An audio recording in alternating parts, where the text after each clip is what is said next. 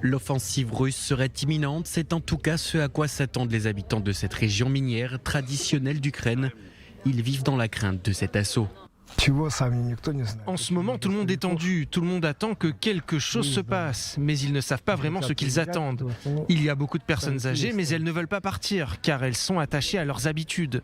Le gouverneur de Lugansk dans le Donbass a exhorté ce mercredi matin les habitants de sa région à évacuer. Tant qu'il y a des cars et des trains, profitez de l'occasion. La Russie a commencé à détruire la liaison ferroviaire de la région du Donetsk. Inquiétude partagée du côté de l'OTAN, c'est ce qu'a évoqué ce mardi Jens Stoltenberg, le secrétaire général de l'organisation. C'est dans cette région du sud-est que devraient se concentrer les troupes du Kremlin. We are now seeing a new phase of the war. Because Russia is really moving out. Nous assistons maintenant à une nouvelle phase de la guerre, parce que la Russie quitte vraiment Kiev, mais aussi la plupart du Nord. Au moins, en réduisant considérablement leur présence là-bas, parce qu'ils ont échoué, le président Poutine n'a pas réussi à atteindre les objectifs qu'il s'était fixés pour cette opération militaire.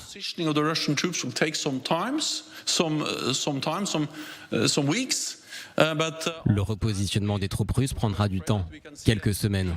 Mais après cela, nous avons peur de voir une grande offensive russe dans le Donbass, dans le but de prendre la région.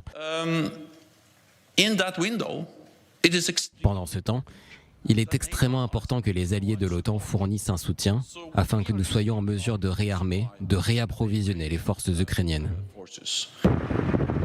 Une aide militaire qui devrait être au programme des discussions ce jeudi à Bruxelles, où les ministres des Affaires étrangères de l'Alliance discuteront avec leur homologue ukrainien Dmytro Kuleba des besoins des forces ukrainiennes. Selon le chef de l'OTAN, la fourniture d'armes anti-chars et de systèmes de défense anti-aériens sera examinée.